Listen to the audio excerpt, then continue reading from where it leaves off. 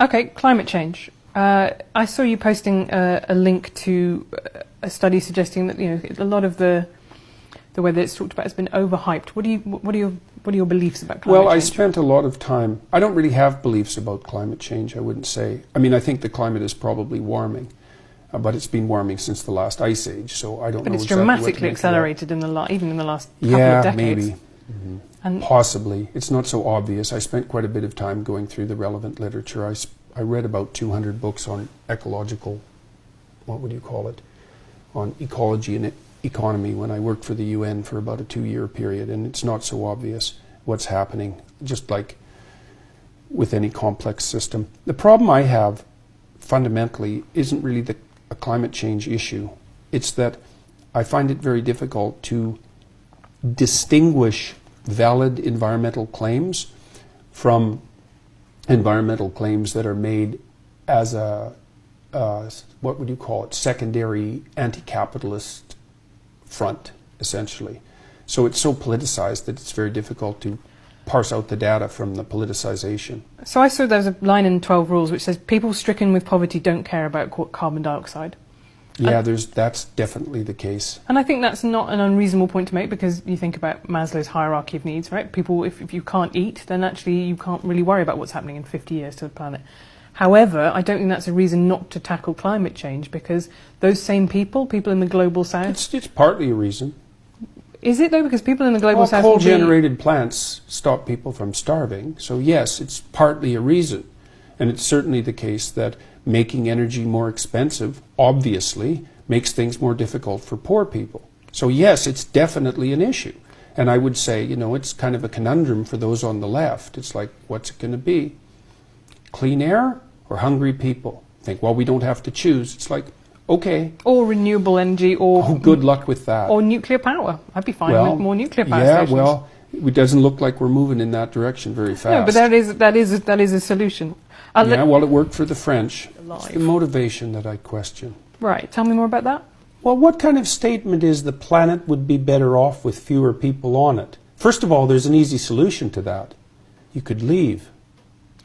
Unfortunately, much the best efforts of Elon Musk, that is not yet an option permanently. No, that isn't what I mean.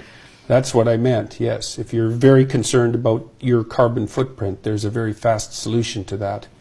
So, and I think it's disingenuous to, well, it's the other people, or maybe it's the people who haven't been born yet. It's like, this is also the problem I have with much of the environmentalist movement, is there's a powerful stream of anti-human sentiment that motivates it, and masquerading under the guise of virtue on a planetary scale. It's like, could be. I mean, it's not like we're not fouling our own nest. But that's why I'm fascinated by where you come from this, because the book, is so much about things being in balance and harmony, right? And order and chaos outweigh each other. Well, what overpopulation has done is got to the same point. Who says we have overpopulation? Well, I think that it's very difficult to see under the current model of fossil fuel-based capitalism. Sorry to use that word. I know it upsets you. But that is what you when we run out of fossil fuels. Yeah, that's not going to happen. Well, it will happen. Yeah. Because there is people have been saying that's going to happen for 50 years, and now the United States is a net exporter of fossil fuel. Right. And so no one saw that coming, did they? But it happened. And you're right, that might be the case, but at the moment I would say that China is putting up new coal-fired power stations by the bucket load. Yeah. It is entirely possible that the stuff that the developed nations did, that now developing nations did, and now doing to make themselves richer. They'll get concerned about clean air when they get richer. That's what the data indicate. Once you get GDP up to about $5,000 per year, people start to become concerned with environmental issues. So if we make people rich fast enough, I don't think so. It'll happen too late for some things. It looks like we're going to top out at about 9 billion. I think we can handle that. I think probably one of the problems that'll beset us in 100 years, assuming there are even creatures like us around in 100 years, is that there'll be too few people, not too many. The projections top out at about 9 billion. It's only 2 billion more than we have now. There's every reason to assume that we can cope with that, especially given the rapid decreases in poverty around the world at the moment. There's a bit of a bottleneck. There'll probably be some more extinction. What we're doing to the oceans by overfishing doesn't seem very smart. But we've only been aware of our role as planetary stewards since 1960, I would say. And we're not doing too bad for people who just woke up to the fact that we're actually a planetary force. And I don't think that we're overpopulated.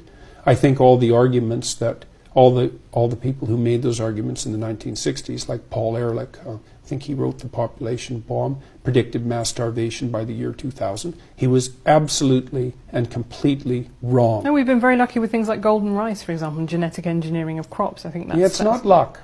No, it is. I agree. Human ingenuity is a huge part of that, definitely. Right. Well, and more people, more ingenuity.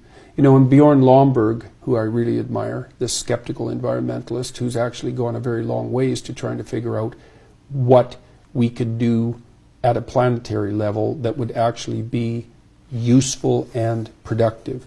His research has indicated the best possible investment isn't carbon tax, it isn't cessation of utilization of carbon-based fuel. It's probably investment in early infant care around the world, especially in developing countries. Seems right to me. He's done the analysis very carefully.